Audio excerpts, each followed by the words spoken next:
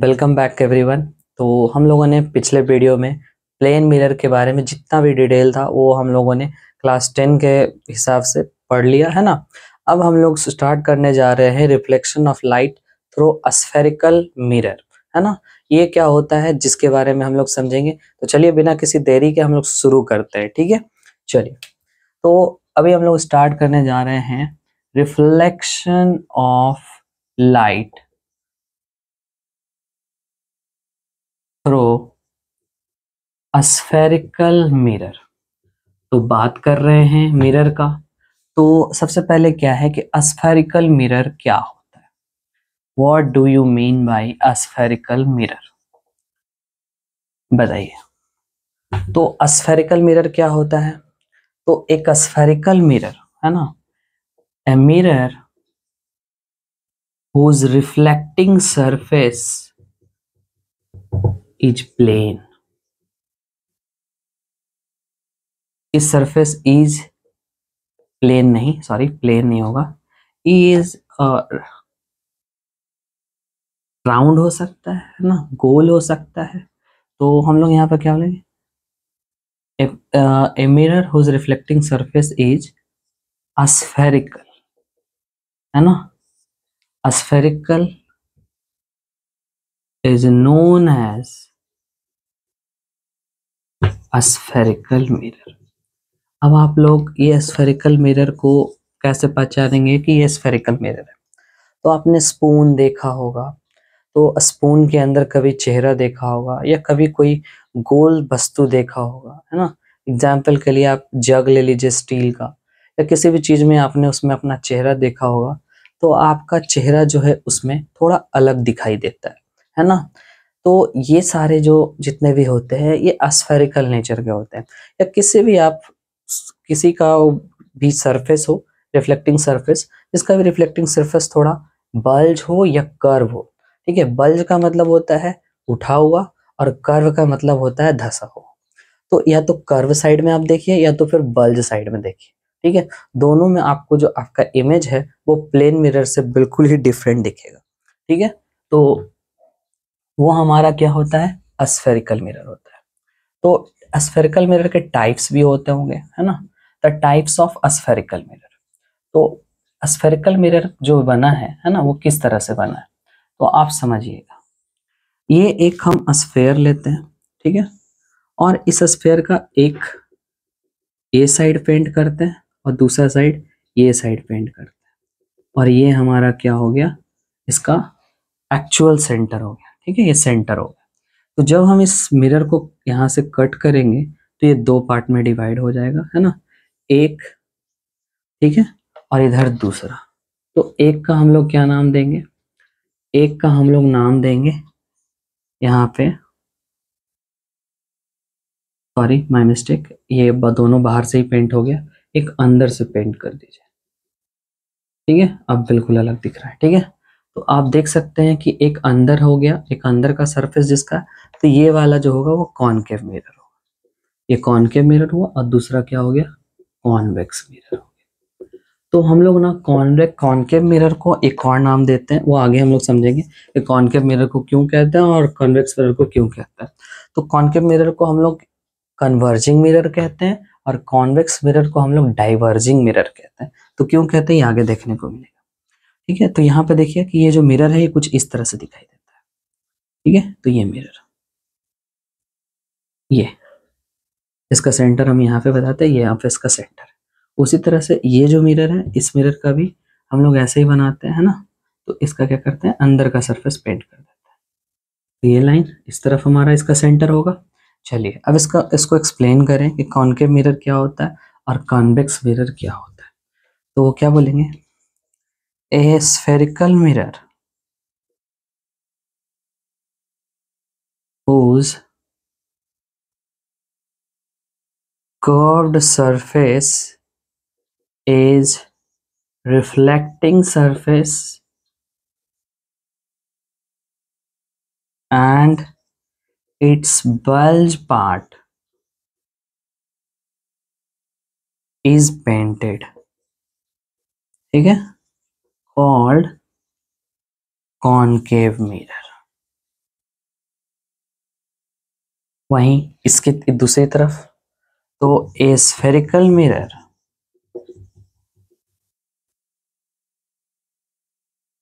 whose curved surface is painted and bulge surface is reflecting surface called convex mirror. ठीक है, तो ये दो टाइप का मिरर हो गया है ना। तो ये क्लियर है, आपको समझ में आ रहा होगा है ना। तो अब हम लोग यहाँ से सवाल देखते हैं कि कॉनकेव मिरर को हम लोग कन्वर्जिंग मिरर क्यों कहते हैं और कॉन्वेक्स मिरर को हम लोग डाइवर्जिंग मिरर क्यों कहते हैं। ठीक है, चलिए।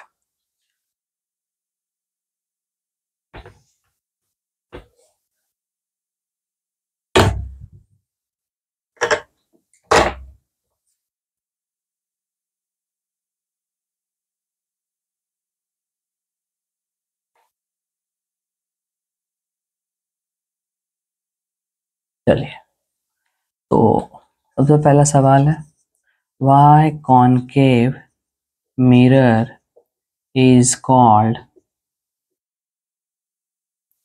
कन्वर्जिंग मिरर, क्यों कहते हैं।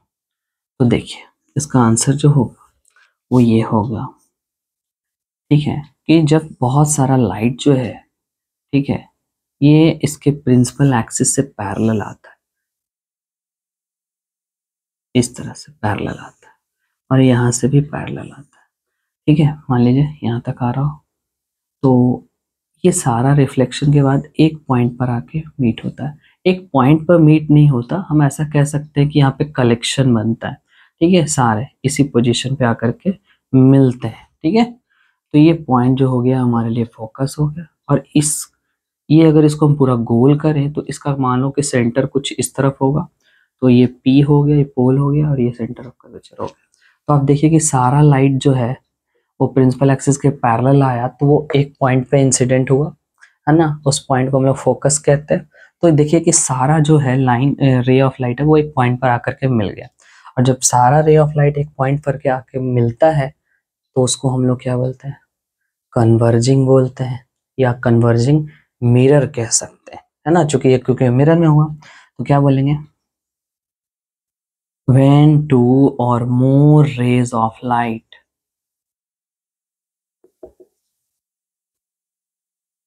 falls on the surface of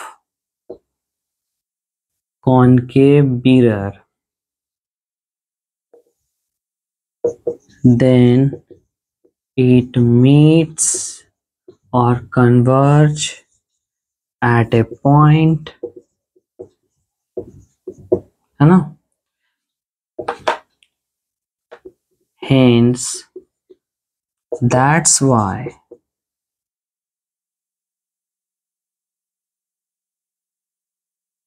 we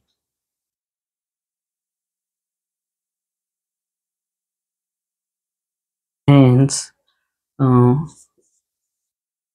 concave mirror is also known as converging mirror. Okay, तो ये इसका जवाब हो गया। उसी तरह से सेम क्वेश्चन हो सकता है और इसका भी मतलब क्वेश्चन हम लोग बना सकते हैं, है ना। नेक्स्ट क्वेश्चन क्या हो सकता है कि why convex mirror is called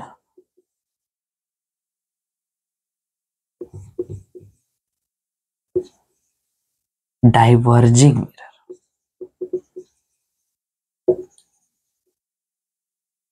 हम लोग क्यों कह सकते हैं कि कॉन्वेक्स मिरर जो है वो डाइवर्जिंग मिरर है। ठीक है, तो इसमें भी डायग्राम आप देख सकते हैं कि इसमें क्या होता है कि इसका अंदर वाला हिस्सा पेंटेड होता है और बाहर वाला हिस्सा जो रिफ्लेक्टिंग सरफेस होता है वो बल्ज होता है। तो जब बहुत सारा रेज ऑफ लाइट पैरेलली आता है तो ये क्या होता है कि ये टकराने के बाद ये अलग अलग डायरेक्शन में लौट जाता है और हम लोग इसको वर्चुअली किसी पॉइंट पे मिलाते हैं, ठीक है। देखिए वर्चुअली इस पॉइंट इसको आगे बढ़ाते हैं और फिर यहाँ पे ऐसे मिलाते हैं।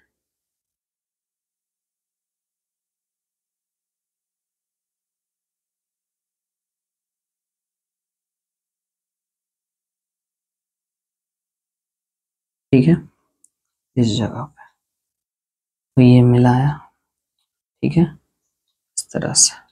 तो ये हमारा हो गया फोकस, ये हो गया पोल, और इधर हो गया सेंटर ऑफ कर्वेचर, ठीक है, ऐसे। चलिए आगे बढ़ते हैं। तो भाई convex mirror is called diverging mirror, है ना, बात समझ में आ रहा होगा।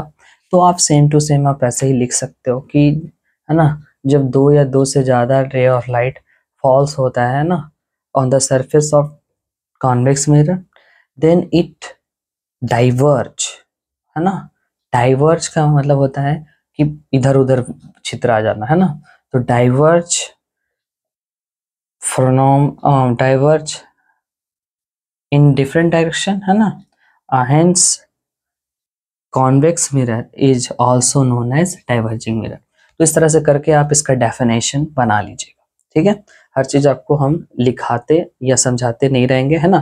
कुछ चीजें आपके पास कॉमन सेंस है जो आप उसको देख करके आप कॉपी कर सकते हो, ठीक है। चलिए आगे बढ़ते हैं।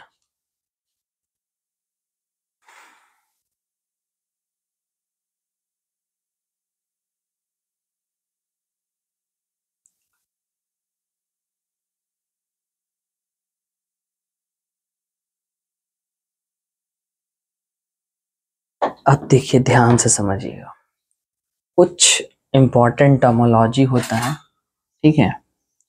सम important terminology in the spherical mirror. कुछ इंपॉर्टेंट टर्मोलॉजी होता है स्फेरिकल मिरर में, जिसको समझने का कोशिश करिए। तो ये दोनों मिरर के लिए, ठीक है।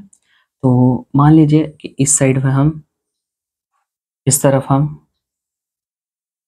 क्या है कि एक तरफ हम कॉनकेव मिरर बना रहे हैं और दूसरी तरफ हम, ठीक है, दूसरी तरफ हम एक कॉन्वेक्स मिरर बना रहे हैं। तो ये कॉन्वेक्स है और ये हमारा कॉनकेव है, ठीक है। तो मान लीजिए कि एम एम डैश कोई मिरर है, इधर भी एम एम डैश मान ले, है ना। तो ये मिरर है। तो अब इसमें समझना क्या है वो समझिए। तो ये जो लाइन है, इस लाइन को हम लोग कहते हैं प्रिंसिपल एक्सिस। ये होता नहीं, बस हम लोग मानते हैं। और ये जो पॉइंट जहाँ पे मिरर को ये जो प्रिंसिपल एक्सिस से आके मिल रहा है, इस पॉइंट को पोल कहते हैं। यानी कि यहाँ पर भी ये पोल होगा, ठीक है, और ये क्या होगा हमारा प्रिंसिपल एक्सिस, ठीक है। तो ये सारा, ये एक्सिस जो होता है सारा कुछ इसी पर होता है, इसलिए इसका नाम प्रिंसिपल एक्सिस है, ठीक है। अब मान लीजिए कोई रे ऑफ लाइट जो है वो प्रिंसिपल एक्सिस के पैरेलल आ रहा है। तो जो ray of light principal axis के पैरेलल आ रहा है, उस रे ऑफ लाइट को हम लोग क्या बोलते हैं? तो ये तो इंसिडेंट रे है ना, ये इंसिडेंट रे, और यहाँ पर भी ये इंसिडेंट रे होगा, ठीक है। अब यहाँ से टकराया तो ये इस डायरेक्शन में लौट गया, और ये जहाँ पे कट करेगा उस पॉइंट को हम लोग क्या बोलते हैं? फोकस बोलते हैं। तो ये एक्चुअल में कट करता है किसी पॉइंट पे, ठीक है। तो कॉनकेव में ये एक्चुअल में होता है और कॉन्वेक्स में ये वर्चुअल फॉर्म में होता है, ठीक है। तो ये फोकस हुआ। पोल और फोकस से सेंटर ऑफ कर्वेचर, ये दूरी इक्वल होता है, तो ये सेंटर ऑफ कर्वेचर हो गया। तो यहाँ पर भी हम पोल और फोकस है और इधर कहीं सेंटर ऑफ कर्वेचर, ये थोड़ा ज़्यादा दूर हो गया तो हम लोग इसको थोड़ा शॉर्ट कर लेते हैं, ठीक है, और कम दूरी, और ये हो गया। तो ये दूरी यहाँ पे मेंशन कर लेते हैं, राइट। तो ये हमारा पूरा प्रिंसिपल एक्सिस हो गया।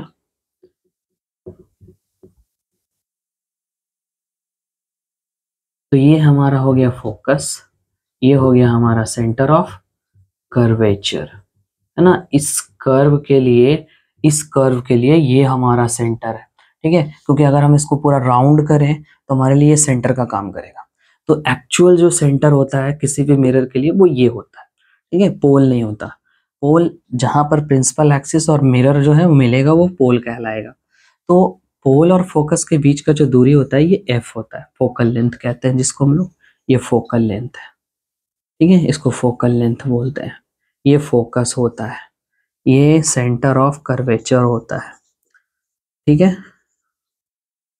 और ये पोल और फोकस के बीच का जो दूरी है इसको हम लोग क्या कहते हैं, रेडियस ऑफ कर्वेचर, है ना।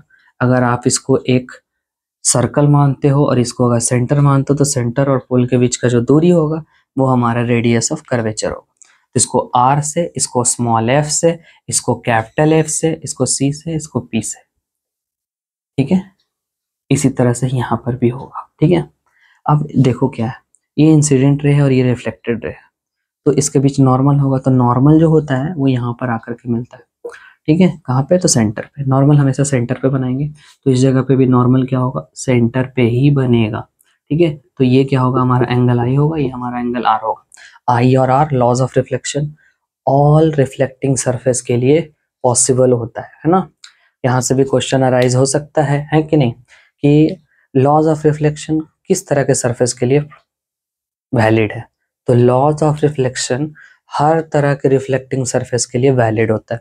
देखिए सरफेस गोल है, लेकिन यहाँ पर भी I is equal to R follow हो रहा है, ठीक है। बात समझ में आया, चलिए ठीक है।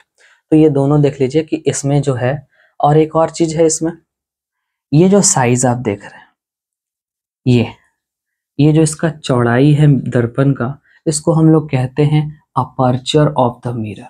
ये अपर्चर ऑफ द क्या है, द मिरर है।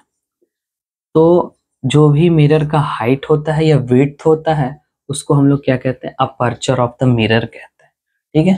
तो ये सारा नाम अब दोनों में है, तो ये सब का डेफिनेशन ये हम आप पे छोड़ते हैं और ये सब आप खुद से लिख के देखिएगा, ट्राई करिएगा, ठीक है। मिलते हैं नेक्स्ट वीडियो में, थैंक यू।